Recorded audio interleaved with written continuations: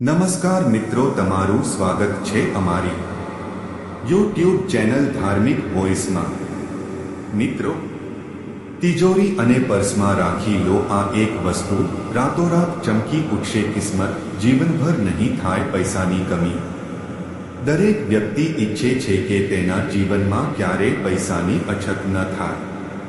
આ માટે તે દરેક શક્ય પ્રયાસ કરે છે, પરંતુ ઘણી વખત એવું બને છે કે સખત મહેનત કર્યા પછી પણ વ્યક્તિને આર્થિક સંકટનો સામનો કરવો પડે છે। આનાથી છુટકારો મેળવવા માટે તમે હળદરના ગઠ્ઠા ઉપાયનો ઉપયોગ કરી શકો છો। સૌથી સારી પ્રાકૃતિક એન્ટીબાયોટિકના રૂપમાં પ્રસિદ્ધ હળદર માત્ર ભોજનમાં જ કામ નથી આવતી, પરંતુ ઘણી રીતે જ્યોતિષ ઉપાયમાં પણ અસરકારક માનવામાં આવે છે। હળદરના આયુર્વેદમાં ઘણા ઉપાયો જણાવવામાં આવ્યા છે। આ ઘણી બીમારીઓ માટે ઉપયોગી હોય છે। લગ્ન વિવાહમાં દુલ્હા દુલ્હનને હળદર લગાવવામાં આવે છે, જેથી દુલ્હા દુલ્હનના ફેસ પર ચમક આવે। આજના આર્ટિકલમાં ભોપાલના નિવાસી જ્યોતિષી તેમજ વાસ્તુ સલાહકાર પંડિત હિતેન્દ્ર કુમાર શર્મા હળદરની ગાંઠના ઉપાય જણાવી રહ્યા છે, જેનાથી તમારી તિજોરી અને પર્સમાંની ક્યારેય નહીં થાય। ધાર્મિક માન્યતાઓ અનુસાર ભગવાન વિષ્ણુને હળદર ખૂબ જ પ્રિય છે।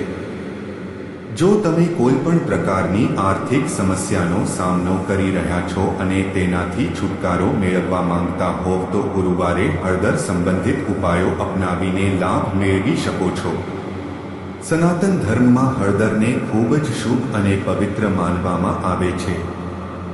એક રોકાયેલા નાણાં પરત મળશે। જ્યોતિષ શાસ્ત્ર અનુસાર જો તમારા પૈસા ક્યાંક લાંબા સમયથી અટવાયેલા છે અને તમે તેને પાછા મેળવવા માંગો છો, તો તમારે થોડા ચોખાના દાણા લઈને તેને હળદરથી રંગો। હવે આ ચોખા તમારા પર્સમાં અને તિજોરીમાં રાખો।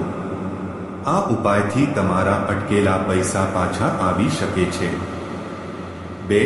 સફળતા માટે ઘણી વખત એવું બને છે કે આપણે ગમે તેટલા પ્રયત્નો કરીએ પણ આપણને ઈચ્છિત સફળતા મળતી નથી। આ માટે હળદર સંબંધિત ઉપાય તમારા માટે ફાયદાકારક સાબિત થઈ શકે છે। આ માટે તમારે હળદરની 11 કે 21 ગાંઠની માળા બનાવવાની છે। હવે તે માળા ભગવાન ગણેશને અર્પણ કરો। આ ઉપાયથી તમને ગણપતિ બાપ્પાના આશીર્વાદ મળશે અને તમને સફળતા મળશે।